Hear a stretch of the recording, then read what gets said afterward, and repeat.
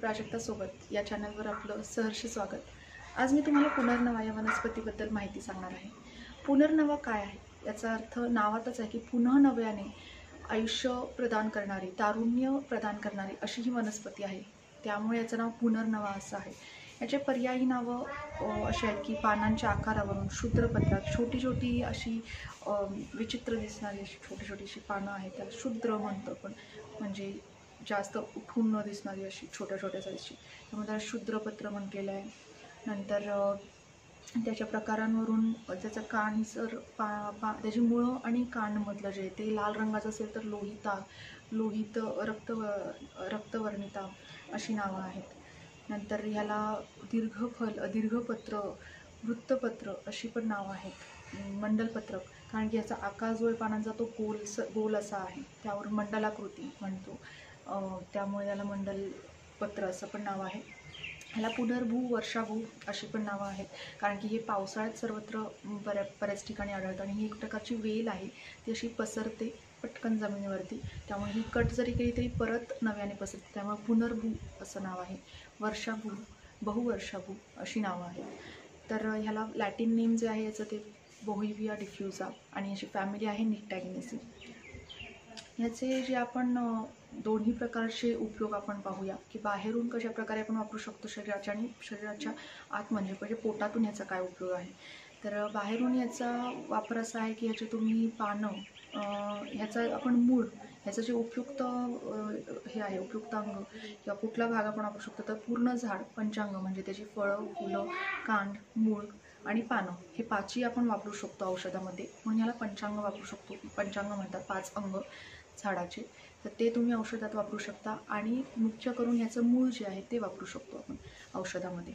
तुम्हाला बाजारामध्ये पुनर्नवा असो किंवा पुनर्नवा मंडूर अशा प्रकारचे अशा नावाचे औषधं ह्या वनस्पतीपासून तयार केलेली आढळतील. ती तुम्ही घेऊ शकता, पण आयुर्वेदिक डॉक्टरांच्या सल्ल्याने सुरू करा. तर बाहेरून कसा वापर करायचा ते सांगते.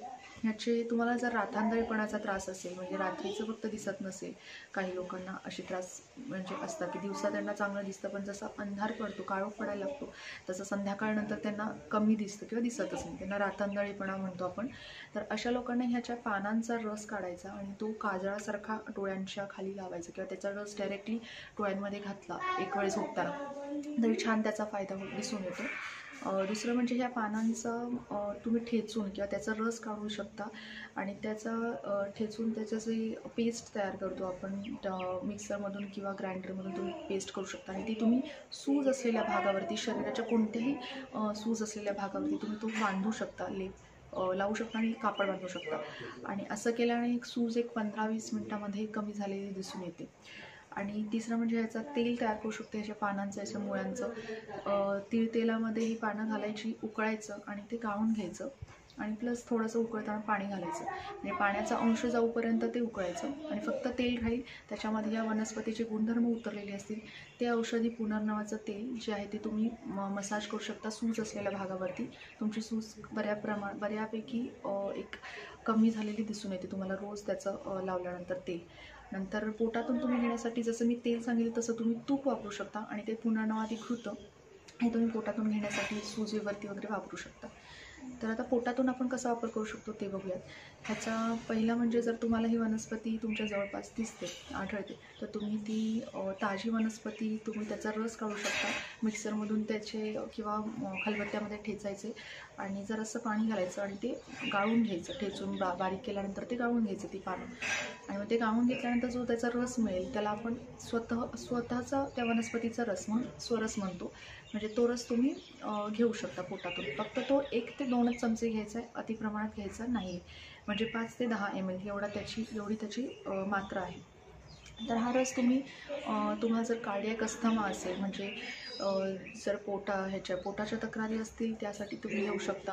कार्डियक अस्थमा म्हणजे जर तुमचं हृदयाच्या ठिकाणी तुम्हाला श्वासाचा त्रास होत असेल आणि प्लस हृदयाचा विकार असेल, हृदयरोग असेल, तर त्याला कार्डियक अस्थमा म्हणतो आपण. तर अशा ठिकाणी तुम्ही ह्या पुनर्नवाचा वापर करू शकता. आणि मुख्य करून ह्या पुनर्नवाचा वापर जो आहे तो सूज कमी करण्यासाठी आहे. त्यामुळे सूज असेल, तुमच्या पायावरती प्रचंड प्रमाणात सूज असेल, किडनीचे टेस्ट तुमचे अबनॉर्मल असतील, किडनी फंक्शन टेस्ट किंवा रिनल फंक्शन फंक्शन टेस्ट आपण म्हणतो, तर त्याचे लेवल्स तुमचे अबनॉर्मल असतील तर तुम्ही हे पुनर्नवाचा रस रोज घेऊ शकता किंवा पुनर्नवाचं तुम्ही रोज घेऊ शकता.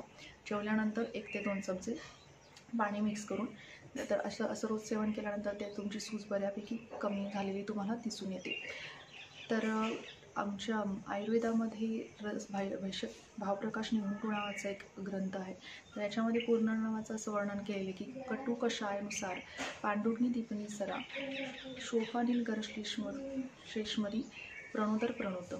म्हणजे याचा अर्थ आहे की हे तिखट, कडू आणि किंचित तुरट अशी चव आहे याची. तर ह्या रसांनुसार वनस्पती जी कामं करतात रसांनुसार ती तुम्ही ती रसांमुळे काय होतं तर ते आपली भूक वाढवते दीपनी. आणि पांडू म्हणजे ॲनिमियाचे पेशंट आहेत, रक्तकण ज्यांचे कमी झालेले आहेत आणि सूज आलेली आहे शरीरावर. ॲनिमियामध्ये पांडूमध्ये डोळ्यांच्या भोवती सूज असते पेशंटच्या. आणि प्लस तुमची रक्तघटक कमी झाले